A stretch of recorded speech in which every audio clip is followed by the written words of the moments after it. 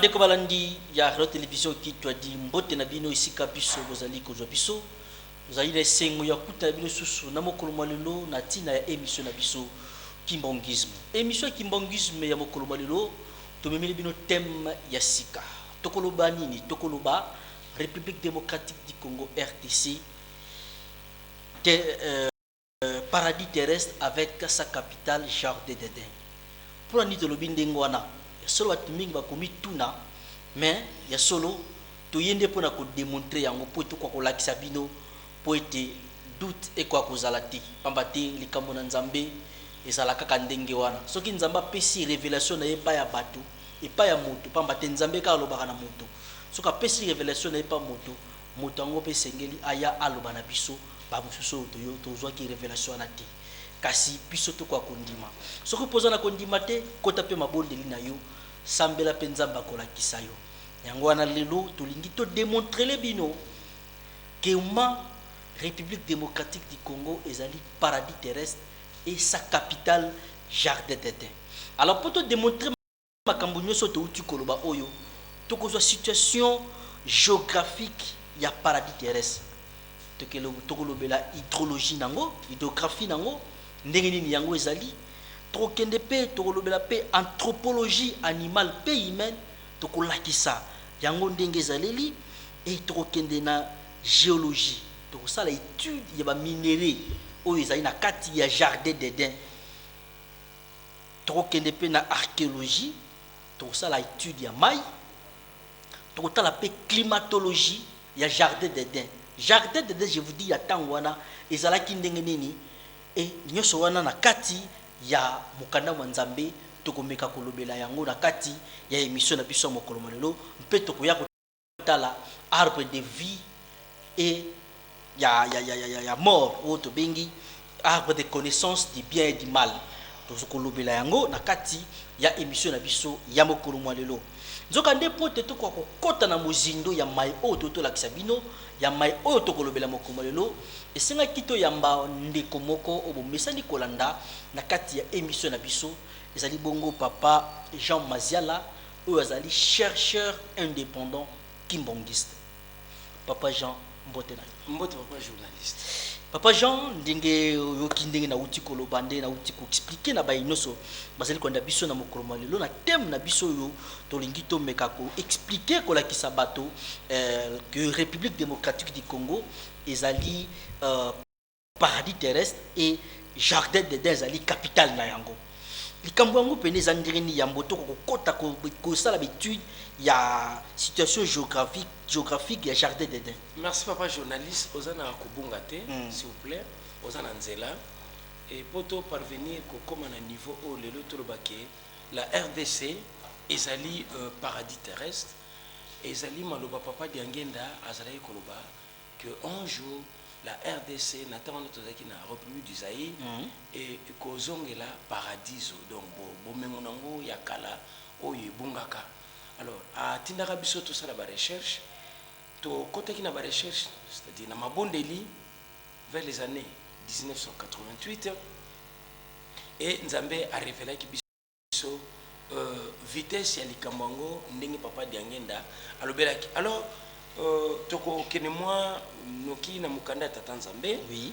On peut remarquer que na mukanda ya Genèse chapitre 2 au bandi na verset 8 kino na 14 boko permettre biso tanga yango awa na mukanda ya tata Nzambe na Genèse chapitre 2 verset 8 kino na 14 tata Nzambe alobi na biso boye un fleuve sortait d'Éden pour arroser les jardins, et de là il s'est divisé en 4 bras. Le nom du premier est Pichon. C'est celui qui contourne tout le pays de Avila, où l'on trouve de l'or d'excellente qualité, ainsi que le bédéloum et la pierre d'onyx. Le nom du second fleuve est Guillon. C'est celui qui contourne tout le pays des Couches. Le nom du troisième fleuve est Idékel. C'est celui qui coule à l'orient de la Syrie. Le quatrième fleuve, c'est le Frat. Voilà, papa journaliste, Nzambe a révélé que biso ba mai oyo ezalaka kobima na kati ya Eden oyo ti lelo biso bato mwindo to meka kososola penza te ete mokili ya RDC nde yango ezalaki paradiso nako sembola yango. Oui. Na kati ya paradiso oyo tobengi la RDC lelo tokosala étude wana ndenge tozali koloba ezalaka na ebale moko monene oyo mingi baza ignorama moke bazali kobenga yango la mer intérieure. Na bahydrographe oyo basali baétude des eaux ya makasi bakososola ete na kati ya Afrique centrale na RDC wute bandela mokili nzambe atiaki bassin moko ya mai ya monene ezalaki na côté ya province orientale ekendaki ti na côté ya lac Tchad. Alors mer intérieure wana ya monene na ntango nzambe nano akeli motu te yango nde ezali kokabolana na biteni mine. Na biteni mine wana nde papa journaliste bible ezali koloba na biso ete bazali kobenga yango bafleuve. Fleuve moko selon la bible yango nde babengi yango fleuve Pichon ezalaki kocontourne pays ya Avila. Or soki tolandi mpenza na bolamu pays ya Avila na ntango wana bazobenga Eden ezalaka te, mais il y a une circonstance de fait et de lieu et de temps où esalaki que paradis et perte de valeur nango ya dignité nango identité nango et babengi yango le pays de Avila. Donc yemoko paradis a changé au moins 2, 3, 4 connotations. Donc tout ça on a pays d'Avila wana. Voilà. Pays d'Avila c'est-à-dire elingo lobanini pays ya Vila, c'est-à-dire na terme Congo où tu as comme on a ba dialecte ya RDC ou Avila ou Avila qui signifie en français disparu. Oui, c'est-à-dire la République démocratique du Congo na tango ba benga ki yango Eden lisumuna ne salamite. Tango koko na biso ou ba tchake na kati Eden Adam na Ève tango ba sali lisumu paradis et perdre même jardin d'Éden sa capitale et perdre ba valeur nango na kati ba valeur nango spirituelle et matérielle to komona authenticité ya paradis et bebaki dignité ya paradis et bebaki identité ya paradis et bebaki ba benga le pays de Avila le pays des disparus to approfondir ba recherche na biso to komona ke na kati ya RDC il y a un peuple wana ti lelo bazana kati ya zamba ba bengi bango ba pygmée na lingala to benga ba chwa mais basaka na RDC basaka na RDC te mais awa ezali base de l'homme bango nde babandaki awa bakena Gabon bakena Angola bakena Congo Brazzaville mais na kati ya forêt équatoriale base na bango nde ezali awa babenga bango ba chwa bango na bakobota basengele babolia bantomba bankundo etc. Donc pays wana Eden lokole perdaki identité nango baye kopesa comme le pays de Avila boko découvrir nango à partir ya fleuve Oyo ezalaki ko contourner pays ya Avila. Donc place on a des lieux où Nzambe asalaki mutu ya liboso atiaki tokotala na étude anthropologique animale tokwa ko découvrir. Voilà le deuxième fleuve. Donc le premier fleuve c'est le fleuve Pichon Oyo est contourné pays ya Avila où on trouve l'or. Donc pays wana et pas il fleuve wana bandi où ils ont contourné pays mobimba ya Avila qui est la RDC. Auparavant c'était appelé Jardin de Paradis avec sa capitale Jardin d'Éden. Et pas il fleuve wana bandi boko kuta mabanga ya talo ba bédélum ba topia ba topaz ba pierre d'onyx ba chrysolite donc ba or et or ya pays wana ils ont d'excellente qualité. Et il y en a plus tard ba grand chercheur dans système géologique que Congo démocratique c'est les scandales géologiques. Donc fleuve wana to bengi yango fleuve Congo.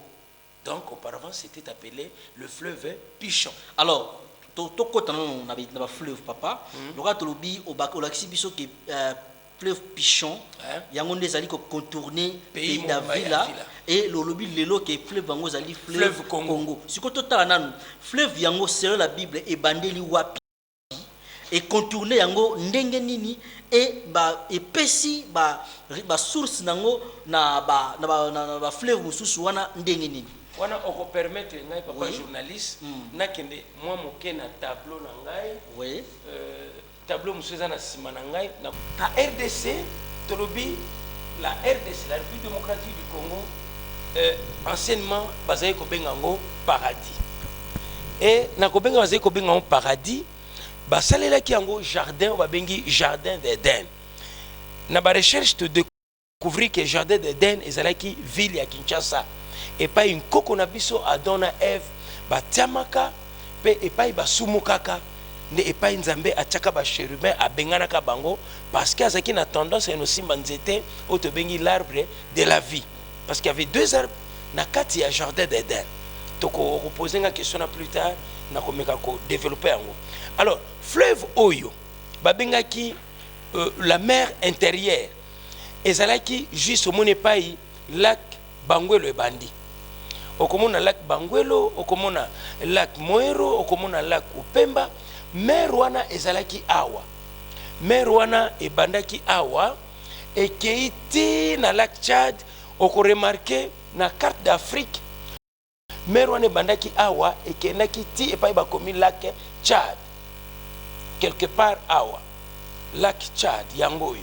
Alors mer wana nzambe abungisa yango kobungisa nzambe abungisa yango nde na kati ya mer wana ezalaki kobota 4 fleuves. Tozwi premier fleuve le fleuve Pichon qui contournait tous les pays de Avila. Kombo ya pays ya Avila eye ndenge nini à partir ya lisumu koko na biso Adam salaki paradis et perdaki valeur nango na ba identité nango na ba trésor spirituel nyonso. Alors pays wana paradis est changé combo. Et ce deuxième combo, le pays de Avila. Alors, fleuve wana, c'est le fleuve Pichon qui contournait tous les pays de Avila. Le loto yango fleuve Congo. Place yango e bandi na Lualaba.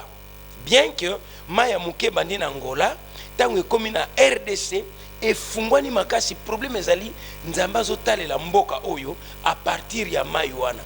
Nde kuna tokwa komona toutes sortes de matières premières, topaz, pierre d'onyx, bédelum, chrysolite, nyonso or d'excellente qualité ezali wana. Yeyo fleuve ango, yeyo abandi na Kolwezi na Lualaba, yeyo wana oba bengi le poumon économique du Congo. Voilà, le poumon économique du Congo. Yemoko Congo balobi les scandales géologiques. Fleuve ango yeyo wana mati, yeyo wana zali kokende, yeyo wana abimité à contourner pays mobimba ya Congo ti aena embouchure ya fleuve Congo. Et na kati ya mboko yo to découvrir il y avait un peuple on ba bengi bango ba pygmée. Ce sont les premiers habitants de l'Afrique centrale. Et bango na ba descendants ya libota ya Adam. Ba panzani na forêt équatoriale et bazana mai ndombe bazana Congo Brazzaville, bamusu bazana Angola, et bamusu bazana Gabon, et etc., etc. Donc, base, le Congo, l'Afrique berceau de l'humanité, mais le Congo, c'est la base de l'homme.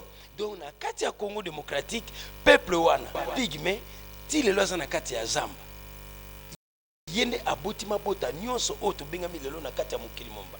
Toko découvrir à partir de la Bible. Alors, fleuve yango, na peuple wana oto bengi ba pygmée baza retrouvable a onakati ya RDC. To kende na deuxième fleuve boko remarqué na kati ya carte awa pays de Couche selon les Égyptiens ezali mboka oba bengi Nubie ye azali kozwa contour ya fleuve yeyo. Papa cameraman akoyede biso na carte oyo awa Nubie. Couche azali nani?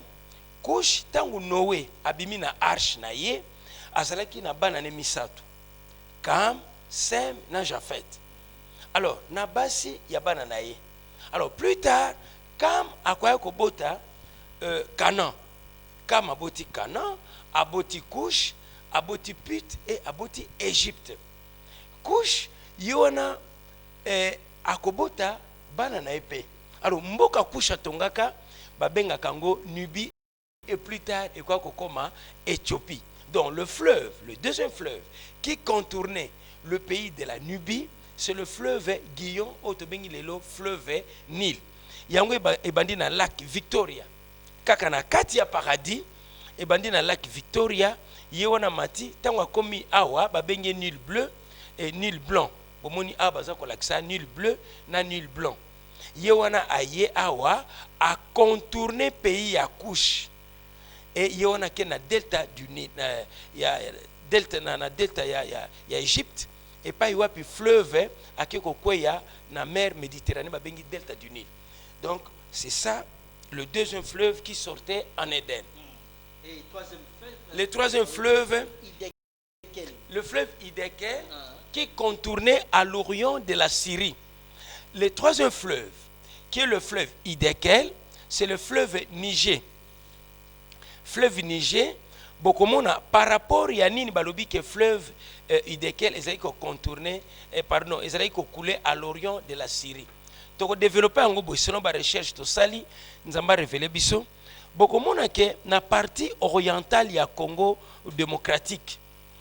Tozali na epai tobengi province orientale. L'Orient, c'est l'un des points cardinaux là où s'élève le soleil. Et tant que ils ont bima, ils allaient kokenekola là na ouest. Nde etika ka mongolo to moko to bengi la ligne imaginaire au babengi équateur. Donc, l'île équateur est traversée Congo démocratique où nous avons une province qu'on appelle la province de l'Équateur. Et l'île imaginaire est l'équipe et katisi Mauritanie na Sénégal na katikati. Boza kolanda watoza na pays ya Mauritanie na Sénégal. Alors l'île wana koleki awa Assyrie et bimi lokola Europe. Donc Europe ezali fleuve wana ezali na orient ya Europe. Tout ça l'erreur te batatana ba maman. Au moni Espagne ezana na détroit de Gibraltar vis-à-vis à Algérie. Quelque part en Algérie. Alors Europe vis-à-vis à fleuve Hiddekel. Donc azali lokola azali na orient ya fleuve wana ezali na orient ya Europe. Vis-à-vis à ligne équatoriale. Et c'est ça qu'on appelle le fleuve Hiddekel, le Lotobengango, fleuve Niger. Et bandi entre Mauritanie et Sénégal et allongé ti l'équipe Tombouctou et qui est dans le golfe ya Guinée. Et le quatrième fleuve en fait, le fleuve Euphrate. Confusion et quand tu as mingi papa journaliste na fleuve Oyo, babengi Euphrate. Beaucoup remarqué na carte nangayawa, nazana golfe Persique. Golfe Persique ezali awa na Irak. Golfe yango yo epai na Ur en Chaldée epai Abraham autaka. Abraham nzamba longola ki awa na mboka babengi Ur en Chaldée, c'est-à-dire na Irak na tango kalabazo benga en Mésopotamie. Golfe Persique ye aboti na yimoko deux fleuves, Euphrate na Tigre. Mais oyo tozolo belawa ezali Euphrate oyo te. Parce que tant on passe la Bible, est-ce qu'on a découvert la partie où il y a Afrique centrale.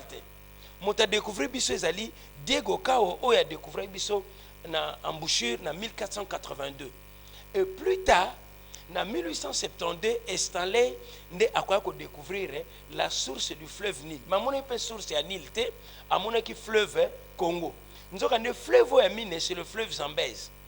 Alors, tant on va qui Bible en 1545, bah tenaki compte il y a partie il y a Afrique centrale te ba ibaki angote alors ba comment ba Bible ke ba yebi kaka fleuve Nil qui contournait le pays des Couches et ba fleuve o mususu ba yebi ko sosola ngote parce que ba yebi angote ba kanisi Euphrate o ebimaki na golfe Persique nzoka nde Euphrate ebimaki na golfe Persique na Tigre yango te oyo nzambe aza kolobela na Genèse chapitre 2 verset 8 kino na 14. Donc fleuve Euphrate oyo ezalaki kobima na Eden, c'est le fleuve Zambèze. Yeyo azui source na ye au pied de la province du Katanga.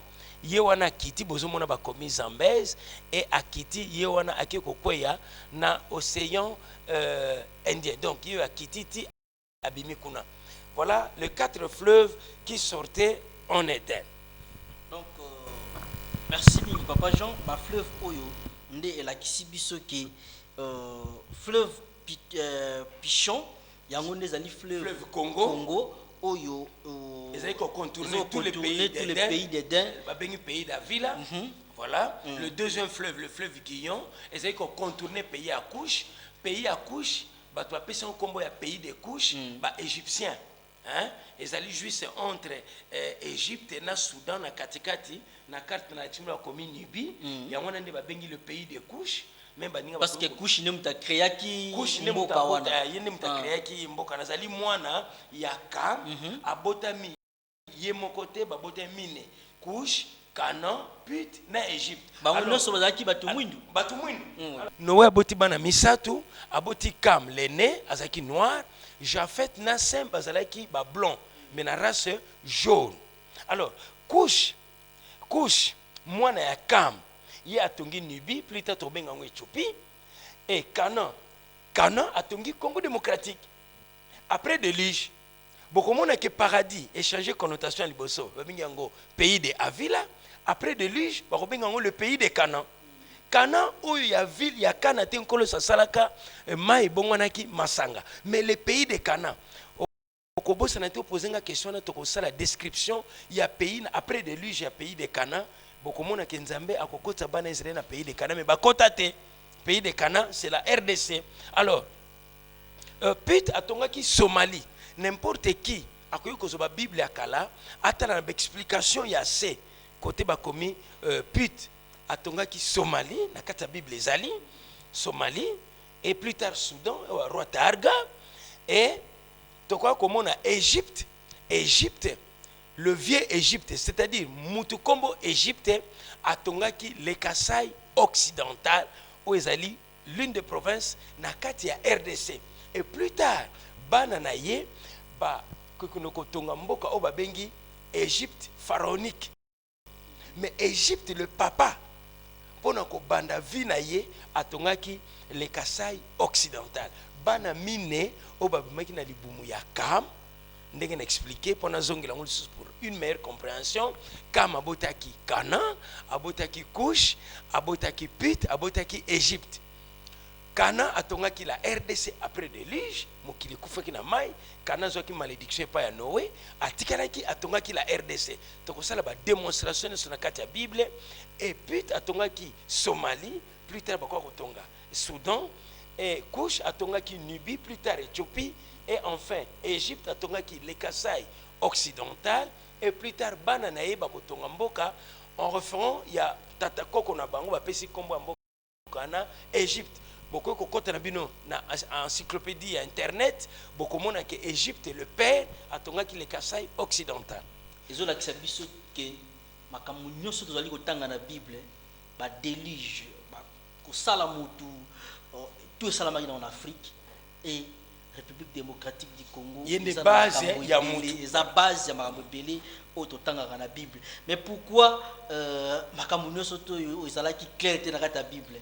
C'est comme si babombela biso likambo moko boye mpona nini tokokontinue na kati na masolo na biso na étude autouti kosala hydrographique bien hydrologie eza makasi oko remarquer que tango Stanley abimi na Zanzibar aye ko découvrir fleuve akanisaki source ya Nil et a navigué sur le fleuve Congo 999 jours. Akiko comme en embouchure a déclaré que j'ai découvert un continent dans un continent. 999 jours, c'est à peu près 3 ans. 3 ans. Alors, dans l'étude anthropologique animale, beaucoup remarqué que na ba œuvre nzamba salaki, œuvre liboso nzamba zo sala. Na côté banyama asalaki hippopotame. On a toujours na mukanda ya Job chapitre 40 verset 10 qui n'en a 15. Tokomeka kotanga pona bandeko mususu bakwa kozwa mwa likanisi. Job. Mukanda ya Job 40 10 verset 15 qui n'en a 15. Elobi na biso boye. Alobi orne-toi awa namoni tokobandana 15 qui n'en a 20. Verset 15 qui n'en a 20. Barobi, voici l'hippopotame que j'ai formé comme toi. Il mange de l'herbe comme le bœuf. Le voici, sa force est dans ses reins et sa vigueur dans le muscle de son ventre. Il raidit sa queue comme un cèdre. Les nerfs de ses cuisses sont entrelacés. Ses os sont des tubes de bronze. Son ossature comme des barres de fer. Il est la première des œuvres de Dieu. Il est la première des œuvres de Dieu. Donc, Tobandi n'a 15 qui n'a 19. Voilà. Donc, hippopotame, tu peux caractériser dans deux catégories. Hippopotame na yemoko na deux catégories to tcheye bakobenga ye hippopotame amphibie et hippopotame nain. Hippopotame amphibie, il pèse au moins 3000 à 4000 kilos. Na terme technique te lobi 3 tonnes ou 4 tonnes. Aza retrouvable uniquement na Congo démocratique. Aleki munene ta nzamba créa qui est Aleki munene tombola yezate ou bien comment. Donc ezali ba signe oyo kotinda biso to découvrir que Congo démocratique wute bandeli ye azali tata ya mabota nyonso to bengi paradis. À partir ya ba œuvre ba signe ya mike nzamba tikeli biso poto se découvrir que lisumu ya liboso pe nkoko na biso dans sala ki papa journaliste et salamaki na Congo. Et na Congo nde nzambe atelamaki pona kopesa malédiction ya mabele oyo ezali kokende na mokili mobimba. Voilà, hippopotame amphibie. Oui. Aza ko peser 3000 à 4000 kilos. Oui. Azali retrouvable kaka na Congo démocratique. Na deuxième catégorie, nous avons l'hippopotame nain. C'est-à-dire hippopotame oya moke apesaka 100 à 200 kilos. Et ça retrouvable kaka na Côte d'Ivoire, na Togo et na Sierra Leone. Et dans le monde, je dis bien, dans le monde entier, hippopotame amona na kaka na ba pays Afrique, ba pays miné. Oh ya za différent na ba hippopotame né to bengi amphibie. Donc ça dit aviva kana kati ya mai abimaka na mokili ale manyoko ale matiti ale ba pondu ya batu et ake kolala na mai. Donc aza na puissance na poids il y a 3000 à 4000 kilos. Hippopotame né au bazo mona na Sierra Leone, na Togo, pe na Côte d'Ivoire, il y a pesaka 100 à 200 kilos. Donc na étude anthropologique qui mène et la que le fait comment on a hippopotame amphibie na RDC, donc la RDC zongise na tango kala yona ba bengaki paradis avec sa capitale, le jardin d'Éden. Est-ce que hippopotame azalaki pe na kati ya paradis amphibie azalaki na kati ya paradis. Donc le col azali œuvre liboso ya Nzambe, donc avivaki na kati ya paradis parce que mutu asalami na suka ya bikelamu nyonso. Oui. Asalami na jour to bengi samedi otokolo balelo 6e jour parce que kalabazai ko benga dimanche le premier jour de la semaine lelo à partir empereur Grégoire nde komaki 7e jour de la semaine. Donc moto asalamaka un certain samedi. Donc akutaka hippopotame na kati ya paradis otobengi Congo démocratique. Voilà bandeko tozali ko comprendre kaka makambo tolobeli anthropologie animale. Bongo humaine Dans l'anthropologie humaine, nous allons découvrir que la première personne qui était créée par Dieu à Salamaki, na Congo démocratique, à partir de Kokonabiso, Adam. Et preuve en est que, grand chercheur, qui étudie des os, il a découvert na Kenya la première os, c'est plus daté. Mais pour ça qui va rechercher moi musikate, nous avons na Congo démocratique, nde bato ya liboso nzamba salaka oyi o ba salaka lisumu bazalaki Adam zalaki azai ko mesurer papa de na lobaki na biso Adam mesurait 7 mètres de longueur et tango asali lisumu akomaki mukuse. Donc ses bras avaient tendance de toucher même les genoux. Et on remarque que ba koko na biso ya yambo oyo ba boti biso ba habitant ya RDC oyo ba boti mokili mobimba ba koko wana ba bengi ba pigmeto ba chwa na lingala na biso ya makanza ba chwa okomona mapeka na bango eza mpe allongé et maboko na bango eza na tendance ya kosimba ba genou et tilelo baza na kati ya forêt équatoriale. C'est ça qui nous prouve que la première personne étudie anthropologie humaine donc mutu ayambo nzamba salaka na Congo démocratique.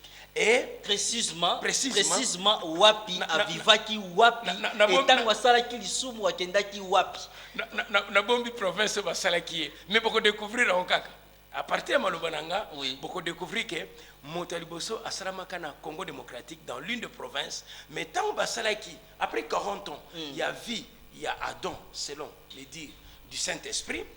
Après 40 ans, il y a vie, il y a Moutou et Adam na katia Eden. Nzambe ko sala et moi si un certain mercredi, azu mokwa il y a mobali alalsi mobali pongi et asali mwasi et tango asali mwasi apesi beauté ya kitoko ayikola musa mobali tango amoni un être vivant lokola na ressemblance na ye a crié mwasi a crié kité mobali nda crié ki parce que mobali azalaki ye moko na banyama et na tango ayikomona un être semblable à lui alobi os de meso oyo azali mokwa na mikwa na ngai et mosuni na misuni na ngai os de meso chair de ma chair.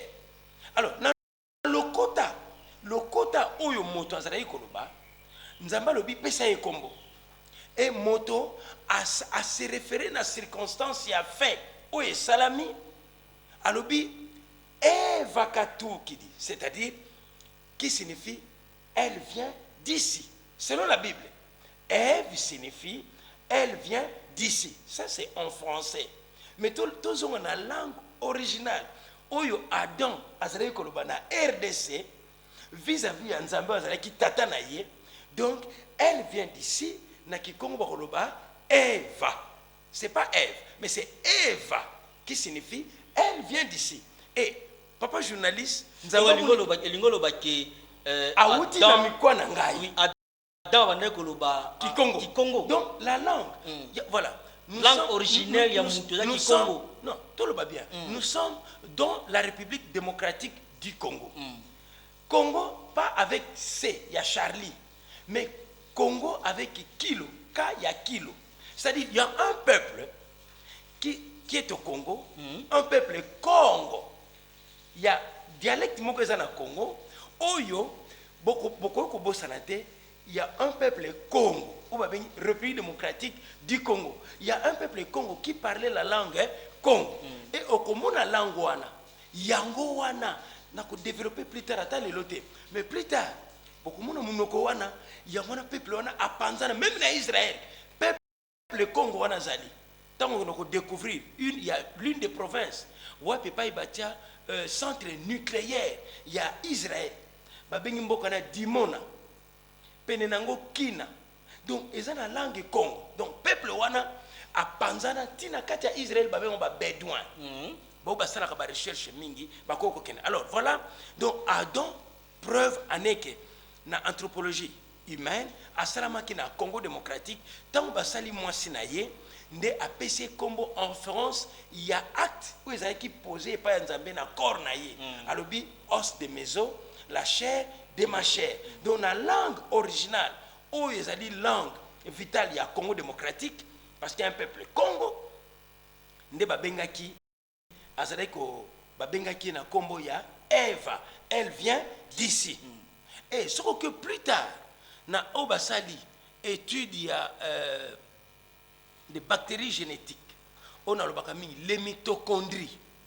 Il y a un savant, à qui recherche pour découvrir Moutaliboso a outaki na continent nini et na pays nini azuba plan seta ya ba maman ya Afrique après avoir kobota bébé et plan seta ya maman ya Afrique a remarqué que ezana 22 boutons noirs azu ya basi ya Europe ezana 4 azu ya basi ya Asie ezana 5 4 azu ya basi ya Amérique, ils en ont 4 5. Et enfin, azu ya basi ya Océanie, 5, 4. A découvert que moi, si Afrique, azali mère supérieure, c'est la première dame oyo nzamba salaka na mikwa ya Adam.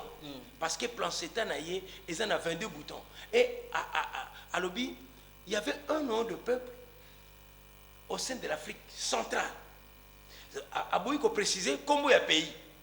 Oh, Motaliboso, premier habitant avant de na Congo démocratique, na pays de Avila au babenga ikala Eden. Voilà na pesu mal papa journaliste. C'est vrai Motaliboso avant de na pays ya villa au bapesi Congo Eden. Babenga ki Eden.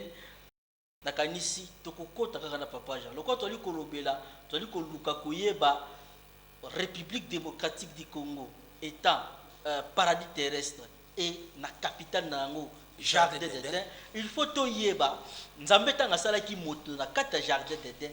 Jardin d'Eden etoko situé ngo ndenge nini moto tanga sala ki lisumu akendaki wapi ndenge nini moto bana ko se déplacer na kati ya Jardin d'Eden.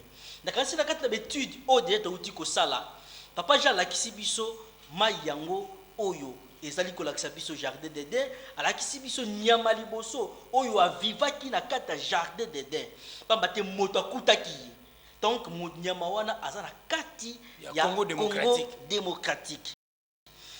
Ah, papa Jean totala siko étude ya mais opposé kinga question moko bosani olobaki tango moto asumuki akendeki na province. C'est ça. Voilà.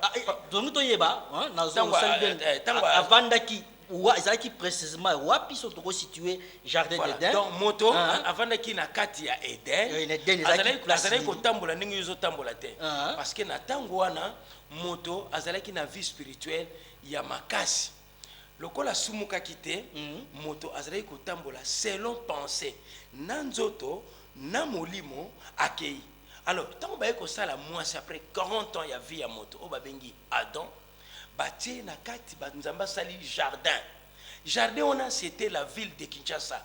Moto na ba étude na biso moto avandaki na Kinsuka. Donc moto avandaki na commune o babengi ya Kinsuka côté ya Mbudi au bord du fleuve Pichon. Alors tant moto akutaki 2 arbres. Faut pas que bosse ne lokwana. Na kosi manana ba arbre était parce que opposé nga question. Question ezali pour arbre. Dans mota sumuki la personne d'Adam azalaki na tendance ya koluka akine kosimba nzete o babengaka l'arbre de la vie. Et Nzambe alobi na Genèse 3. Alobi l'homme est devenu comme l'un de nous à la connaissance du bien et du mal. Ce qui te permettrait à simbi nzete wana à vivre très longtemps sans kaibake azana se ya lisumu bazui ba chérubin batie na nzela o ezali kokende epai ya arbre de vie alors ba bengana ki mutu na parole tata Nzambe alobi zonga abengani oko kende epai kende kotimola mabele epai ekamata maki mabele po bakela yo donc mutu akolonga na province ya Kinshasa na Mbudi na Kinsuka au bord du fleuve auto bengi le Lutendele à Kokendeti na Goma qui est aujourd'hui la porte d'entrée et de sortie de tout malheur au Congo. Donc epai Adam akonoko suki sa vie naye na Goma. Alors Adam akutaka 2 personnes. Na ina abordé si jeune mbala moko papa journaliste. Adam avant ba salaye akutaka 2 êtres vivants na kati ya Eden. Na ba Congo il y a un adage na ba Congo balobi soko moni nzete ya mokonzi omoni mokonzi. Donc l'arbre même na mukanda Zakari arbre elinkoloba ezali royaume. L'arbre de la connaissance du bien et du mal c'était le royaume satanique. Et l'arbre de la vie ezaki royaume ya Nzambe ezalaki na kati na mokili. Zonga muke na Genèse chapitre 1 tokotanga mais ngai na kozonga okotanga na yo papa oui na lingi o expliquer biso bien olobi Adam tango yaki tango Nzamba salaki akutaki ba être mibale donc o expliquer biso nanu lingolo tango zolo bake ba être mibale c'est-à-dire Adam azalaki akutaki Saint-Esprit na kati ya jardin donc Nzambe yemo azalaki na kati ya jardin Nzambe na kati na ye azana ba attribution misato Nzambe auti na kati ya Saint-Esprit, Dieu le Père auti na kati ya Saint-Esprit, Jésus-Christ auti na kati ya Saint-Esprit. Tant bazo kela Adam akuti déjà Saint-Esprit Parce que Saint-Esprit, ou ta calavanda kana Congo démocratique ou bamboko babengi jardin d'Éden ou Éden. Yokona nazali kotanga na mukanda ya Genèse chapitre 1 banda na 1 kino na 2. Balobi la terre était informe et vide. Balobi Genèse 1 de 1 à 2. Au commencement Dieu créa le ciel et la terre. La terre était informe et vide. Il y avait des ténèbres à la surface de l'abîme. Mais l'Esprit de Dieu planait au-dessus des eaux. L'Esprit de Dieu, qui est le Saint-Esprit, planait sur les eaux. Donc, Adam Koutakai, la deuxième personne, l'arbre de la connaissance du bien et du mal, qui représente le royaume satanique, à la personne de Lucifer. Wana otelo na mukanda ya Ézéchiel. Ézéchiel 28. Ézéchiel 28, Motorami Balé, Adam Koutaki, Obandi na verset 11. Balobi, Ézéchiel 28, verset 11, qui n'en a assez, Bogota n'est pas été koussouké là. Balobi, la parole de l'Éternel me fit adresser en ces mots: Fils d'homme, entonne une complainte sur le roi de Tyr. Tu lui diras: ainsi parle le Seigneur l'Éternel. Tu mettais les sceaux à la perfection. Tu étais plein de sagesse, parfait en beauté. Tu étais en Éden, le jardin de Dieu. Tu étais couvert de toute espèce de pierres précieuses, des sardoines, des topazes, des diamants, des chrysolites, d'onyx, des jaspes, des saphirs, des scarboucles, d'émeraude et d'or. Tes tambourins et tes flûtes étaient à ton service, préparés pour le jour où tu fus créé. Tu étais un chérubin protecteur, aux ailes déployées. Je t'avais placé et tu étais sur la sainte montagne de Dieu. Tu te promenais au milieu de pierres ardentes. Tu as été intègre dans tes voies, depuis le jour où tu fus créé, jusqu'à celui où l'injustice a été trouvée chez toi. Par l'importance de ton commerce, tu as été rempli de violence et tu as péché. Et ceux qui bandeko bakolanda, bakoyi kolanda tikuna na se bokomona ndenge nini Satan, hein, tokoyi ko continuer, tu as été rempli de violence et tu as péché. Je t'exclus de la montagne de Dieu et je te fais disparaître, chérubin protecteur, du millier de pierres ardentes. Ton cœur est devenu arrogant à cause de ta beauté. Tu as corrompu ta sagesse par ta splendeur. Je te jette par terre. Je te livre en spectacle au roi. Voilà, c'était la personne de Lucifer, ou le Lotobengi, Satan. Donc Adam akutaka batumi bale. Tant akutaka batwana mibale, tant faut continuer l'explication na yo, tant akutaka batumba, tant wasali. Et tant basali maman Ève, maman Ève, papa journaliste, azali komona Satan akamo kitanga mona ki Adam. Et tant que Satan sa koye pas Adam, lokola Adam azalaki na image, pe na ressemblance ya Satan Nzambe, il avait tout le pouvoir, toute la puissance. Ya kolobana na Satan, va-t'en Satan. Et va-t'en, ce balobi na ye na Adam, va-t'en Satan. Satan azako kene kokwe na ba kilomètre ya moulaï. Et Satan mbetu na ye azalaki kolala na bato ba yebi Kinshasa bien. Ce qu'on suit, la route qui va vers Bandundu, Kinshasa, Kikwit, au komi na Bita. Na Bita, au côté na gauche. Et ça, na mboka moko babengaka Kimpeti, Ndunu, Munko, Swalempu. Entre Kimpeti na Swalempu, banzete moko ezali wana ya ba akaja, hein? Arbre akaja, mbetu ya Satan, azali kolala ezali wana. Nous sommes révélés par Satan. Merci papa journaliste. Ezali miracle. Parce que le Saint-Esprit nous révèle. Le Saint-Esprit, c'est papa Simon Kimban qui a fait une réincarnation na troisième fils notre bengi papa Diangenda. Donc yende mutamemi biso ti esikawana pour nous l'accepter que bana nanga il faut faire beaucoup de recherches dans la lieu où Satan mon frère. Ce qu'on commet au Rokabachet de poule,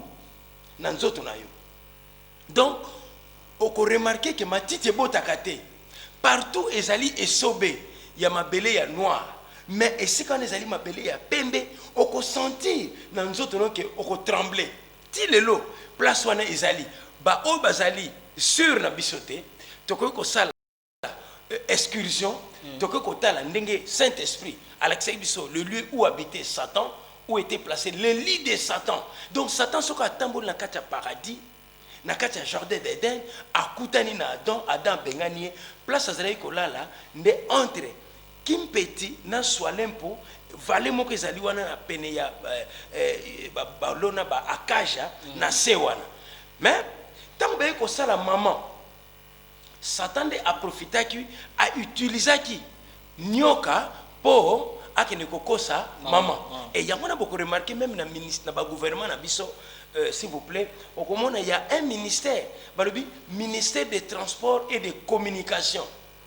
Or, il y a encore un ministère, il y a Poste et Télécommunications. Oui. Mais il y a un ministère, il y a Transport et Communications.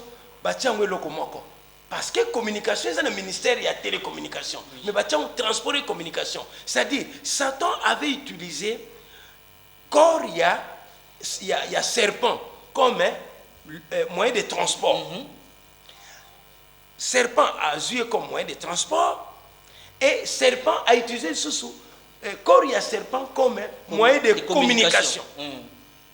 Allez, tango Saint-Esprit azolo banabiso maman azalaki grand ami ya nyoka azalaki kokanga nyoka ningo mona ba maman akolata chaînette na bracelet na loboko ba mususu na côté cheville. Alors maman Eve azalaki kosakana mingi na ba nyoka aza kolata nyoka na loboko na lokolo na luketu ba mama na biso kala baza kolata zigida ba mayaka somba zigida c'est-à-dire zigida. Alors tango nyoka bandi ko rapporter message que nzambe apekisaki bino eloko nini bolia te et maman Eva zo kam nyoka zo solo na ye habité loko sa ki grand mi na ye azo ko pese di solo bino alobaki na biso to lia mbuma nyonso ya elanga ya Eden sauf mbuma oyo ezali katikati na nzete parce que ezali mbuma oyo nzete ya koyeba mabe na malamu. Alors nyoka aza koyebisa maman Eve que non nzambe ayebi ke soki mokolo bokolia mbuma wana un miso na bino ekofungwama, de deux bokokoma lokola nzambe, de trois bokokufa lisusu te et de quatre enfin bokoyeba mabe na malamu. Papa journaliste. Donc, on a quatre options. Maman Ève a sosolité que Satan a empoisonné les kamboumo qu'on a katiwana. Ce qui bolé mboumana, nzamba a possibino. Ce qui bino bolé mboumana, boko kufa lisusuté. Or, bon, on va que baza immortel. Baza qui n'a liwate. De deux, boko koma lokola nzamba. De trois, misunabino eko fungwama. Et de quatre, bokoyeba mabe na malam. Or nzete wana ezalaki l'arbre de la connaissance du bien et du mal. Maman Ève a découvert la moté. Et tango alembuma a eu une intelligence maléfique. Oh le to bengango la sorcellerie. Nenge Saint-Esprit expliqué biso a se retrouver à comme nu. Or maman Ève azalaki ne lambate na papa Adam. Ils étaient nus tous deux. Ils étaient nus. Mais tant ba zuma yele wana ba komi na nudité oyo lelo to bengi ya mabe ya kindoki et intelligence wana ekolaki na bango et moi mobali na ya zalaki te mais tant mobali aye maman Eve bandi ko bondela ye alobi oza bolingo nzambe yo lobaki ngana za mikwa na yo nzamba lobaki na zali mosungi na yo et enfin a séduire mobali na ye et mobali azwaki pendoki. Donc kolobaki mbuma oyo toyokaka balobaka na biso ke atana F baliaki mbuma ezalaki nango mbuma ya manga te ezalaki kindoki confiture te ezalaki kindoki wana eza langage caché tango zoloba kindoki parce que papa Diangenda na message ne moko alobaki na biso ke mwana tunaka ye koko atuni ye papa olobaka Adana Eve baliaka kindoki baliaka musuni ya nani parce que tant que zoba kindoki lelo hein eyibi ke mutu azandoki eza aliaka musuni ya mutu mais Adam na Ève baliaka kindoki baliaka musuni ya nandi. Papa journaliste. Ok, plus loin. Ce qui Moutalobi ke kindoki ezali kolia musuni ya mutu. Intelligence maléfique wana to benga mo sorcellerie. Okoyi kolongola zemi. Oza ndoki. Parce que bomi déjà mutu. Okoyi kozwa poison, créer poison. Hein? Oza chimiste créer poison. Pour oboma mutu. Poison wana ocheli mutu. Eza déjà kindoki. Soko yini ndeko na mutu. Ozali na ressemblance na yo, azali créer à l'image et à la ressemblance de Dieu. Oyiniye ozali ndoki. Mais oyo ndoki oyo toza kolobela oyo ozali kolia eloko kindoki oyo eboti ba option. Ba option nyoso wana yango moni nzamba bimisi les 10 commandements. Oui. Apesi 5 oya ye nzambe po yo mutu oyebaki azali nzambe vis-à-vis ya nzambe obatela ba code na ye. Oya yo pe mutu vis-à-vis ya partenaire na yo oba bengi interhumain ezali mais kindoki eboti ba sequel yango ni ko koma ke moto akoma à mesure ko se transfigurer la nuit akomi ndeke apumbwe akomi capable ezana batu musuna ba restaurant mingi ya monde azana ndoki te mais baliaka misuni ya bato mais bokolo bango magie olobi te kazana sorcellerie mais azana magie or nyonso nezali ba option o ebimi na kati ya kindoki ya kolia musuni te mais kindoki ya koyeba mabe na malamu eboti ba sekel ba mo ba sekel wana yango ne ko koma ke mutu akoma a parvenu ko lamba muninga na ye mutu bokomona même na kati ya mukanda ya Genèse chapitre 9 au kotala na verset 5 kino na c tango nzambe abimisi Noé na kati ya arche abimisi une nouvelle ordonnance ya kolobete na peso pouvoir ndenge na pesa ki bato ya yambo mais bato ya yambo bazalaki kolia ndunda kaka bazalaki kolia musunité mais yo na peso pouvoir olia musuni ya olia musuni lokola ndunda mais seulement toko kotanga ngo totanga po ba ndeko bazali konda biso pas comprendre nini toza koloba naza na mukanda ya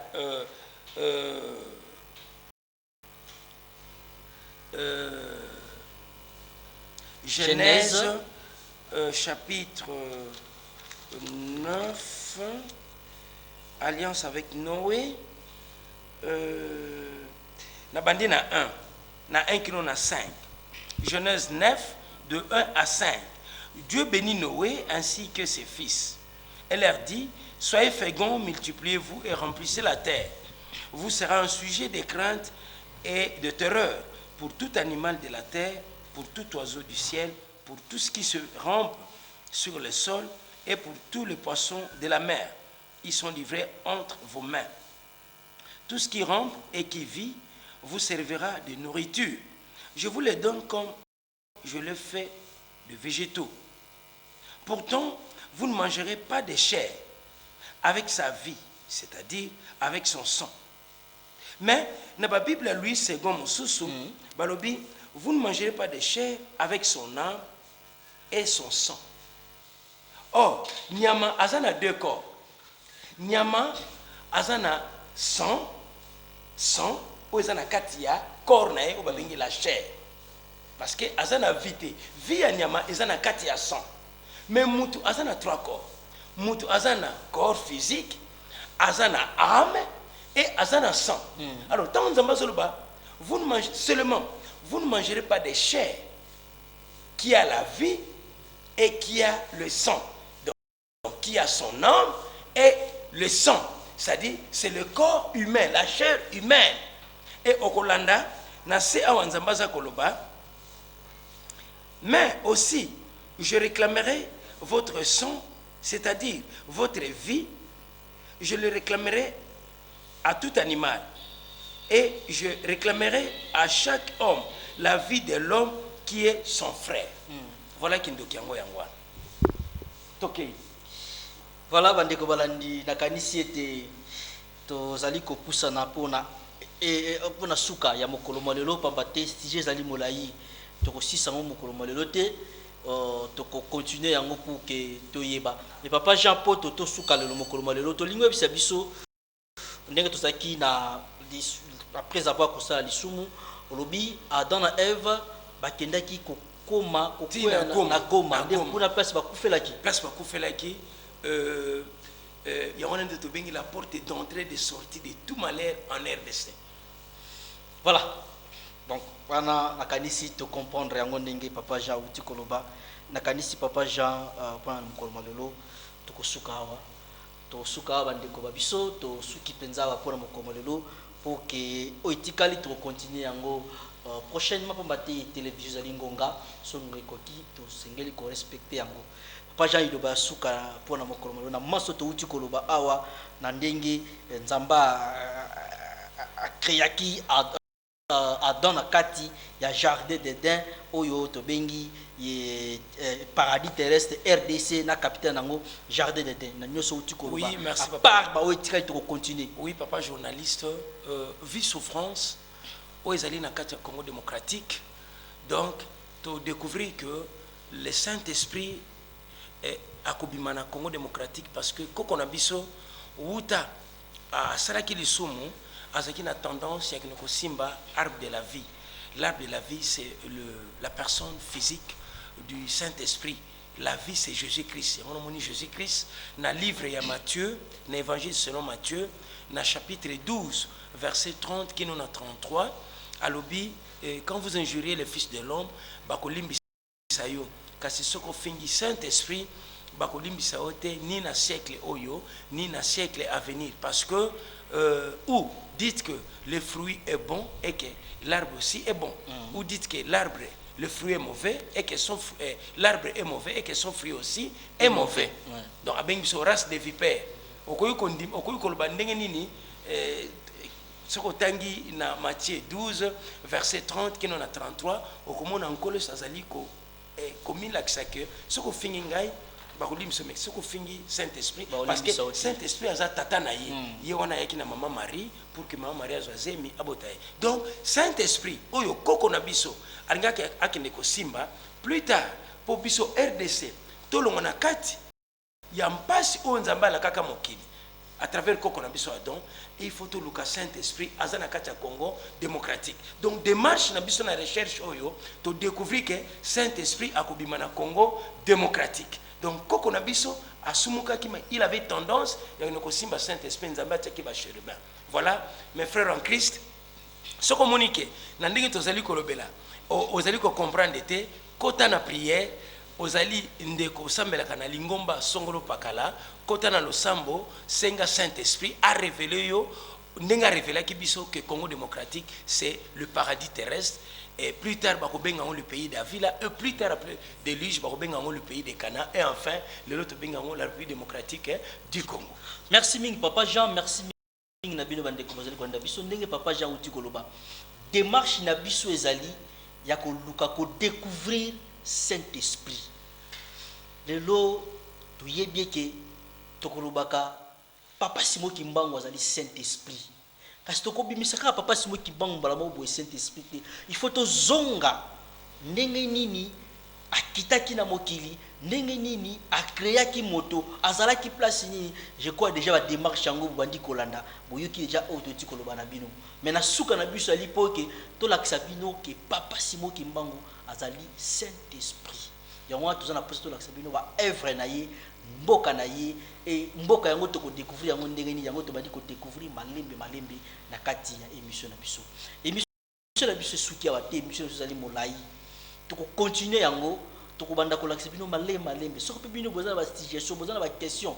Numéro na biso yango wana bobengi biso na kati émission na biso to ko banda ko répondre bino ba question na bino pour que biso na bino tozala nzela moko pona ko bimisa bonzambe ya papa Simo Kimbangu. Merci na équipe technique ozali makasi evandiawa ozali ko salisa ngai poete bolanda émission oyo na ba condition ya malamu.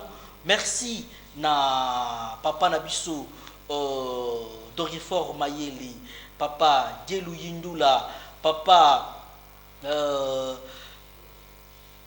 papa Jana bango bazawana to zape na conseil technique ya papa na biso Gaston Ikati, Raymond Ikati, Gaston Lifeta Bolimbisi, Raymond Ikati, papa Emeta Lope Azaliwana pour na kolakisa biso, et puis papa Nicolas Touleng yé pas azali, donc moni pela que équipe ezali penza munene pour que permettre biso bolanda émission oyo na ba condition ya malamu botika la malamu tokute na bino prochainement pour te toko découvrir sika toyeba archéologie maya kati ya mboka wana ezali ndenge nini, climat ya mboka wana ya jardin d'Eden oyo permetaki Adam na Eve bakwa kovanda na ba condition bazalaki na yango, toko découvrir toko tala ba climat ezalaka ndenge na kati ya jardin d'Eden. Et lelo ndenge papa Jean uti koloba ke ezali Kinshasa et toko tala soki ezali ko respecter na tango wana climat wana nde toko continuer masolo na biso botika la malamu biso na bino tokutani na numéro ya sika. Ciao.